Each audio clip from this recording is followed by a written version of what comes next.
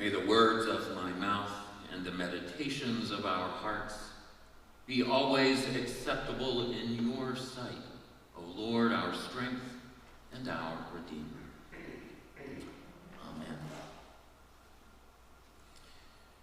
On January 12th of 2010, an earthquake with the magnitude of 7.0 struck the island nation of Haiti. That earthquake's epicenter was in Léogâne, just 15 miles from Port-au-Prince.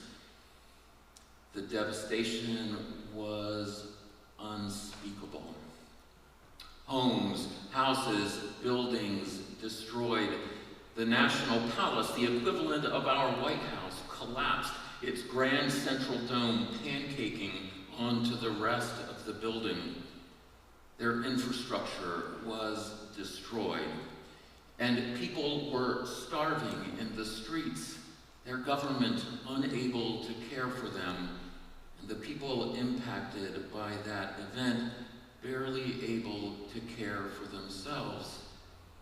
Estimates are that almost 250,000 people perished in that earthquake.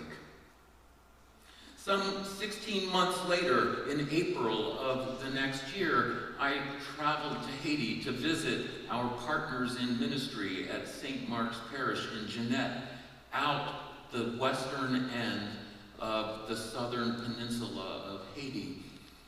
We landed in Port-au-Prince, and the priest at St. Mark's, Père Wisnel Desjardins, picked us up at the airport, and we began our long, slow trip to Jeannette. On that journey, I saw that the rubble which had been cleared from the streets had been piled on the sidewalks. Houses were still collapsed. Not much had changed since the time of that earthquake.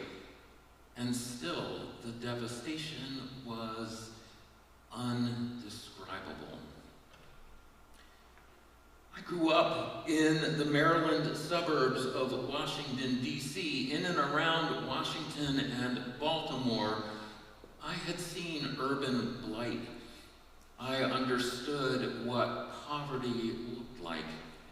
I can well remember driving through neighborhoods where the homes and the buildings are boarded up, and people were sitting on the stoops of once grand row houses on marble steps that had turned black with dirt and soot, paralyzed by despair and a lack of hope. But there was something different in Haiti, something that I couldn't identify until we were back in the car on the way back to Port-au-Prince and the airport at the end of that trip. And I turned to Père Wisnel in the car and I said, I don't understand. I look around and I see all of this destruction, all of the rubble from the earthquake that happened 16 months ago. And yet the people here, their clothes are clean, their hair is combed and brushed, they're out moving, they're going places, they have things to do. I don't understand how it is that they have such life in them. Père Wisnel looked at me and smiled, and he said, well, that's easy, Father Andy, because this is Haiti. And in Haiti, we have faith that tomorrow can be better than today. In his letter to the Hebrews, the Apostle Paul describes faith as confidence in things hoped for, assurance of things, conviction of things not seen. It's that faith that let the people of Haiti get up, pull themselves from the rubble, and work to reestablish their lives and to go about living their lives with some sense of joy despite the terrible destruction in which they lived. Faith that tomorrow can be better than today. Those words kept ringing in my ears this week when I saw a cartoon on Facebook of a well-dressed woman lying on the floor of what looked like her living room, and the caption said, "Help, I've fallen, and I can't think of a reason to get up." Help, I've fallen, and I can't think of a reason to get up. I think what we all need right now is a little faith that tomorrow can be better than today. And lest that sound trite or simplistic, I want to point to the psalm that we read this morning. We read the King James Version of the 23rd Psalm, and if you look in the Psalter in our prayer book, it's not the King James Version that lives with the rest of the Psalms. The place that the King James Version of the 23rd Psalm lives in our prayer book is in the burial office. So we come together devastated by loss, grieving, hurting, wrestling with our own mortality because we've lost someone dear to us. And we say the words of the 23rd Psalm with faith, knowing that tomorrow can be better than today. The Lord is my shepherd, I shall not want. He maketh me to lie down in green pastures and leadeth me beside still waters. When we sit in this room grieving a loss, a death, sure doesn't feel like green pastures or still waters. Yea, though I walk through the valley of the shadow of death, I shall fear no evil, for thy rod and thy staff, they comfort me. There we are in the valley of the shadow of death, proclaiming that God's presence, Jesus, is there with us to comfort us. Even if in that moment it doesn't feel that way. Thou preparest a table before me, and my cup runneth over. Surely goodness and mercy shall follow me all the days of my life, and I will dwell in the house of the Lord forever. Surely tomorrow can be better than today. That's the same thing that's happening in our reading from Isaiah this morning.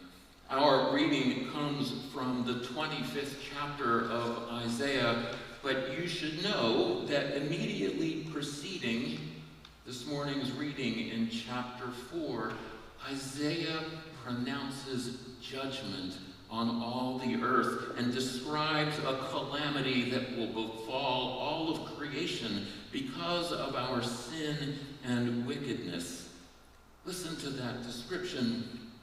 Terror and the pit and the snare are upon you, O inhabitants of the earth. Whoever flees at the sound of the terror shall fall into the pit, and whoever climbs out of the pit shall be caught in its snare.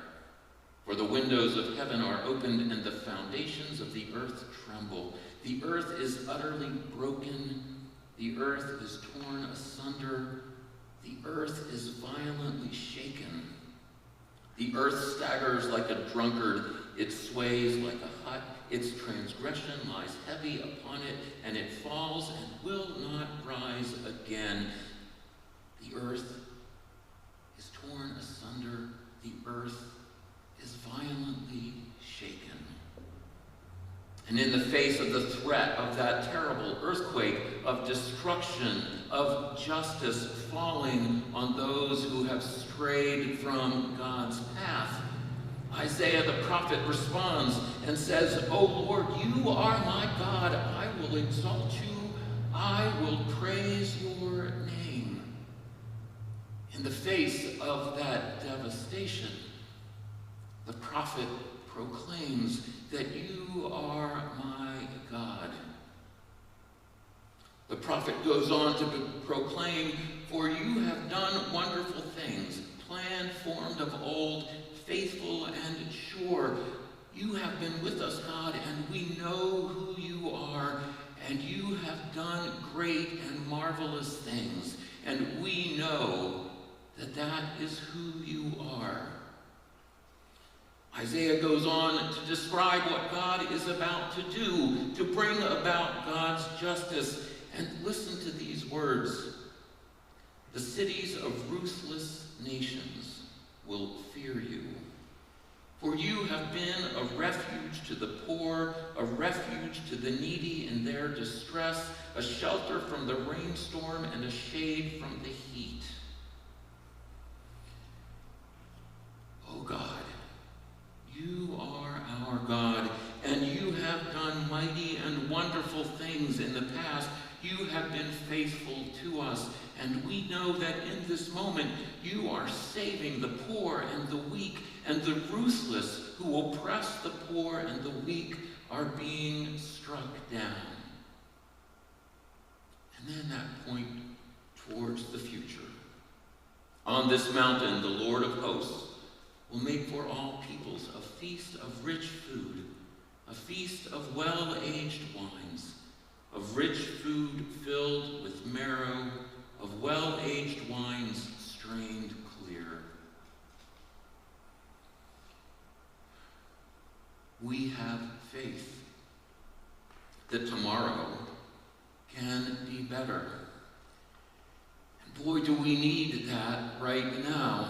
Lying on the floor of our living room, tempted to utter those words, "Help, I've fallen and I can't think of a reason to get up." The 23rd Psalm and the prophet Isaiah remind us who we are, whose we are, but most of all, who God is. Isaiah reminds us to look to God's history with us, God's faithfulness, to look for God in the world around us, even as destruction seems near, sheltering the homeless and the hungry, caring for the oppressed and the downtrodden, and working to bring about God's justice for the ruthless who are crushing those with no power and no ability to stand up for themselves. And then to look for that future, for God's promised day, when we will gather together once again and feast on rich wine and wonderful bread, gathered in a world that has been renewed. The earth is shaking.